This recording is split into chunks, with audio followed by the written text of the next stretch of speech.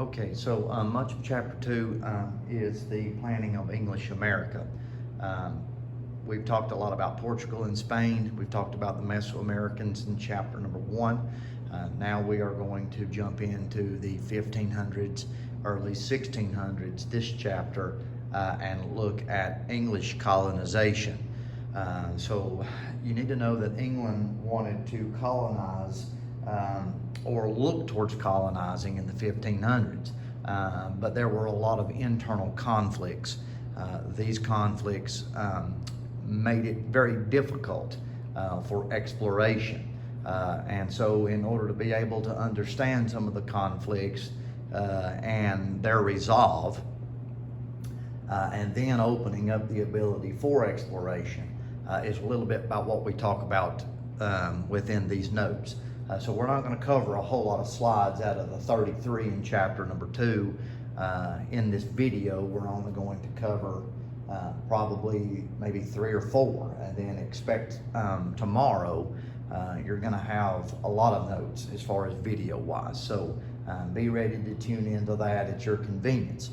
The first thing we're going to talk about, there again you see a lot of notes on the whiteboard here, because we got to start here first and then we'll proceed to the smart board.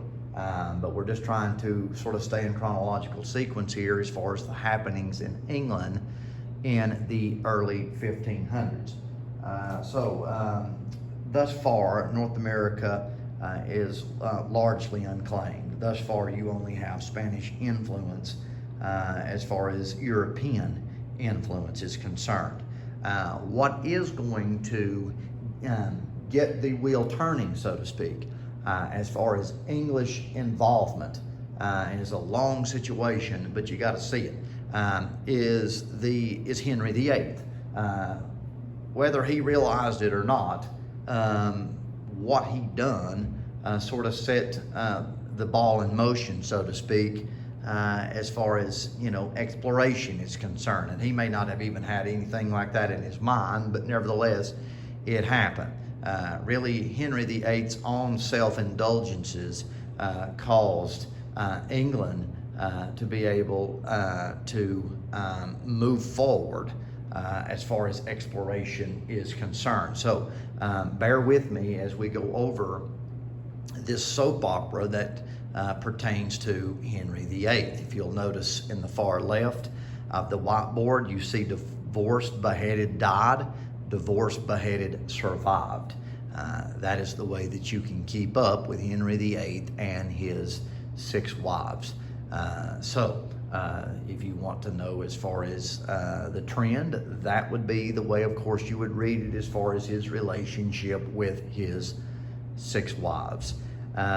What is he doing in all this? He is looking for a male heir to the throne, and unfortunately he has a hard time being able to do that.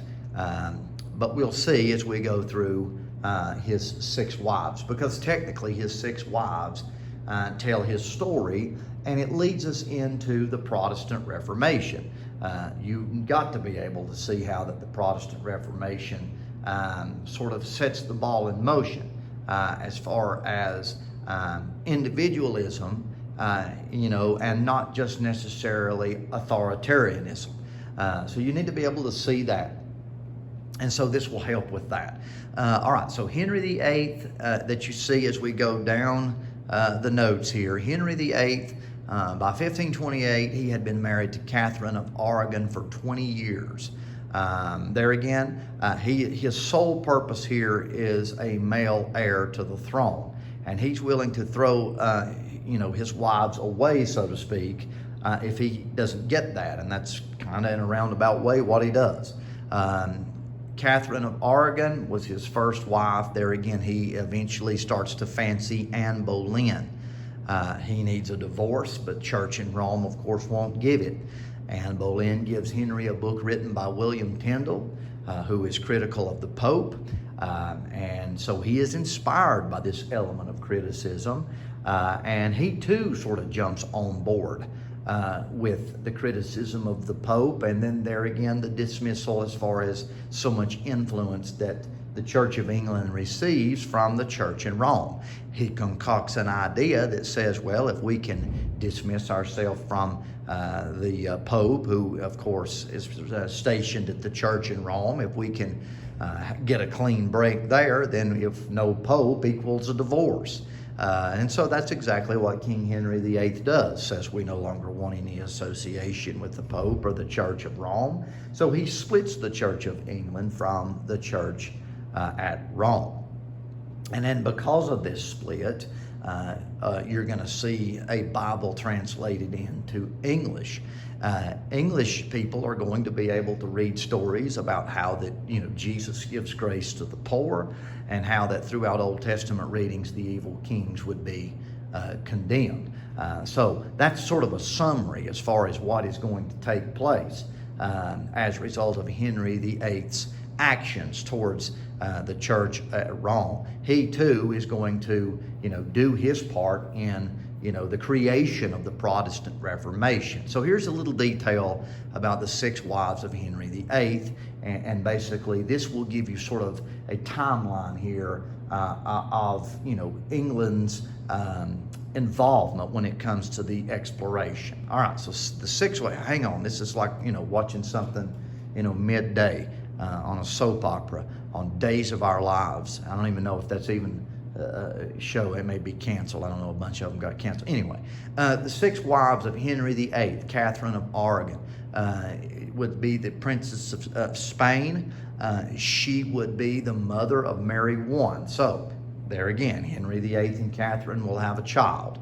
Unfortunately, it's not a male, it's female, and she would be Mary I. She would eventually be the future Queen of England. Now, Mary is going to be heavily influenced in Catholicism. She would even receive the name Bloody Mary, as far as for those who are more of the Protestant persuasion. And she would do everything she could eventually to oppress Protestantism within England. But that's sort of later on. But anyway, Catherine was at first engaged to Arthur, Henry's brother. He would die, so Henry becomes the lucky man. There are a lot of problems as far as they had a series of stillborn children. There again, would receive girl from marriage. So Mary the First wants an annulment. There again, because he's not getting that male heir to the throne, the Pope says no, so he splits the Church of England from Rome. Now, those are the happenings under his first wife. So very important that you're able to see how all of this unfolds. All right, so we come to number 2, Anne Boleyn, mother of Queen Elizabeth I. All right, Queen Elizabeth will eventually, after Mary, take inheritance as far as the throne and become the Queen of England. And most would note that she is one of the greatest leaders of all time, henceforth the reason why I put GOAT.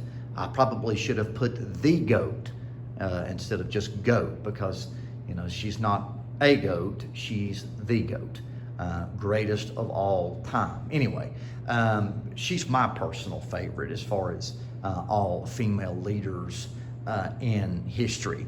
And she, of course, was of the Protestant persuasion. She was God-fearing, but she was also gangster, so to speak, when she needed to be. And she didn't care or hesitate for 1 minute to throw down with anybody. You can ask the Spanish that, what she's capable of doing, and they would tell you when we look into that in 1588, because she definitely takes it to them. But anyway, when Catherine dies, Henry and Anne would wear yellow. It is the color, I'm sorry for my writing, it doesn't say odor of joy, it is the color of joy. So you may have to just squint your eyes because my writing is not good. But anyway, there again, their celebration that Catherine of Aragon has passed away, and now they go on with celebration. But that celebration is going to be short-lived when Elizabeth, is of course not a boy. So because Elizabeth's not a boy, she would be accused of infidelity, and she would be axed, or we would say beheaded in all technical terms. All right, so we move on to 3, Jane Seymour. This would be Henry's favorite. Why? Because he gets a boy, Edward. Unfortunately, Edward had a lot of health problems, and eventually he would pass as a result of those health problems. So it never looked like it could, Henry VIII could ever get that male heir to the throne that he was looking for. And he had it in his grasp for just a short period of time. But because of Edward's, sickly nature, eventually, Edward would pass away over the course of time. Now, Jane would die in childbirth. Okay, so this, of course, would eliminate her through means of death, and he would move on now to number 4, a German princess. What we know about Anne of Cleves is there again very short and detailed. You can research it on your own if you want to and find more information with that, but here is what most will note for Anne of Cleves. He receives a picture as far as of her, and picture in person, they really, they don't line up. So I guess when Henry VIII sees her in person, he's a little let down. And so he finally divorces Anne of Cleves. I guess because she's ugly, I don't know. But anyway, number 5, Catherine Howard. Would be guilty of infidelity, a lot of, side relationships and things like that would anger Henry VIII, and so he too is going to axe her as well, or technically behead. He is 0 for 5 now. And we come to 6, Catherine Parr, and there's a lot of things that you can research about her, but just there again, we put on the notes that she survived. That would be Henry VIII's last wife, and of course, she would survive that. However, she almost got the axe in 1546, but nevertheless, we credit her for survival. So good job, Catherine Parr. All right, so all those 6 wives really tell a story. What we're going to see as a result when Henry VIII passes away, that Mary, will become Queen of England. And she is going to do everything she can to keep the Catholic persuasion in England. Eventually, Mary would lose the throne to Queen Elizabeth, and she's going to take it the opposite direction, and she's going to go in the Protestant way.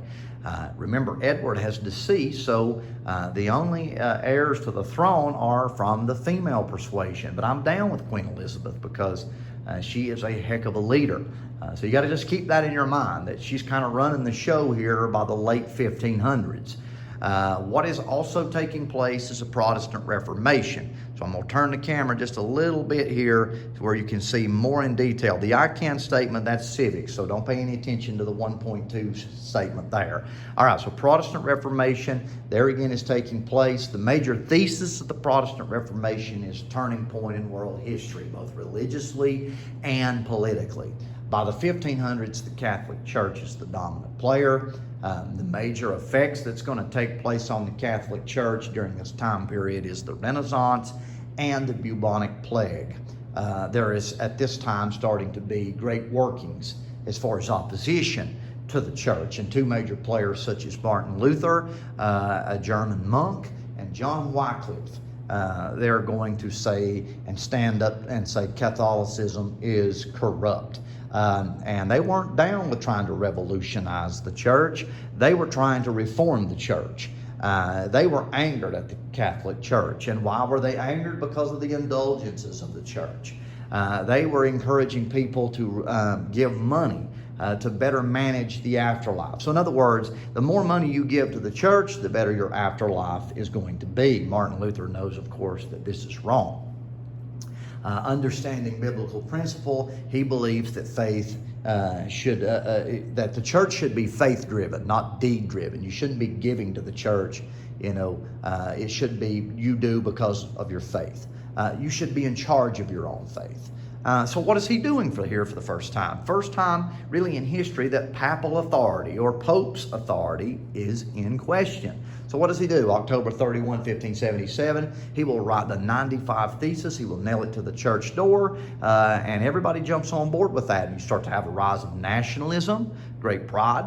You start to see an increase in scientific revolution, and major here is a printing press. All right, Martin Luther prints the Bible. Okay, so people for the first time now are able to read an English translation of the Bible. And so people are inspired by this. It starts to individualize. So after that, you have more people history, not just history wrote about king or queen. All right, so please remember those things. Those are some of the summary of the Protestant Reformation. So, once we start to have this, then you're going to have the Queen Elizabeth. You're going to have her running as well with that Protestant Reformation. And she is going to, by there again, 1558 to 1603, she's going to be in control of the British Empire, and she now is going to start to run the show. So I'm going to move the camera. I don't want to stop and start, so I'm going to move the camera back over here now to our smart board and look at these notes here, okay? We only have just a couple of things to talk about, and we'll be finished with this note here. Hopefully you can see that, yeah. All right, so Queen Elizabeth is now in charge, 1558 to 1603. So she is going to be the major player that is going to inspire the military to be able to defeat the Spanish. Please remember that the Spanish is working in North America at this particular time, and England and Spain sort of get into an element of competition here. So when Elizabeth I became queen, Britain became basically Protestant, and a rivalry with Catholic Spain starts to intensify. So it's kind of religiously and militarily speaking, there's some conflict. In Ireland, the Catholics saw Spain's help in revolting against England, but the English crushed the uprising with brutal atrocity, developed an attitude of sneering contempt for natives. So Elizabeth is going to energize England. She's going to work really hard towards developing their ability to defeat the Spanish and be able to start to flex their muscle as far as exploration side. Remember, it goes Portuguese, it goes Spain, and eventually England is going to get the best of Spain and win that competition, and this is what is going to lead to more English exploration. So in order to be able to have that, Jamestown colony, that Plymouth colony, the lost colony before those two, you got to have this. You got to have, the English defeating the Spanish. Okay, so there again, you can sort of see Queen begins support of sea dogs, privateers. Basically, she's given the thumbs up to pirates if need be to go in and hijack these Spanish ships. So she could be gangster if she needed to be, and it didn't bother her in any way to do so. So just remember that. She's going to energize England after Francis Drake is going to pirate Spanish ships for gold and circumnavigate the globe. Real quick, let me get this for you here. She's going to use Francis Drake as a pirate. She knighted him on one of his ships, and this reward angered the Spanish, who sought revenge. So she's doing a lot of things here to motivate exploration. Meanwhile, English attempts at colonization in the New World are going to fail embarrassingly. Notable of these failures was Sir Walter Raleigh and the Roanoke Island colony, better known as the Lost Colony that you see here. Croatoan was put on a tree, and when they came back to that colony, they saw that, and they had no idea of what or where they went. Many speculate that they were going to the Croatoan Island, where an American Indian tribe, Croatoan, was located. Most speculate that they just assimilated into the American Indian tribe and sort of blended in. There is no artifacts, there's nothing that shows, of what, there's no evidence that they were, massacred or anything like that. So most would speculate, an assimilation. But, there's really, no, tall tale sign of that, but that's what most speculate. But anyway, there was an attempt there with the lost colony, 1585, tries again 1587, but nevertheless, it is still going to take that defeat of the Spanish to turn this valve wide open, so to speak, to be able to explore what we would associate then as North America or the New World. So there again, here's your Francis Drake picture here. There again, Queen Elizabeth will knight him, pirate or privateer or both. You be the judge of that. I would say, that he's probably a little bit of both in that situation. So seeking to get their revenge, Spain is going to attack Britain. Pull this up here a little bit better. This is not on PowerPoint. I don't know if you're going to get all this or not. Spanish and England are going to be at war here. All right, so I'll just move it on up so you can see the note. Britain and Spain are at odds. Spain is going to be defeated. They would lose the Spanish Armada, these huge fleet of ships that you see in these pictures here. They were one of the strongest naval forces at this particular time, but they are going to lose. And so the defeat of the Spanish Armada, you need to know this, is going to open the door for Britain to cross the Atlantic.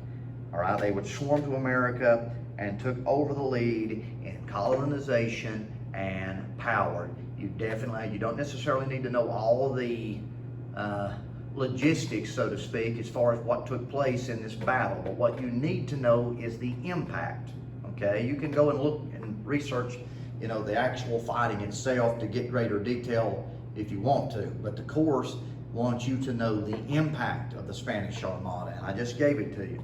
It was the beginning of the end of Spanish imperial dream. It gave England naval dominance in the North Atlantic and eventually the rest of the world. So now it is safe to say that the number one as far as exploration now is going to be the English.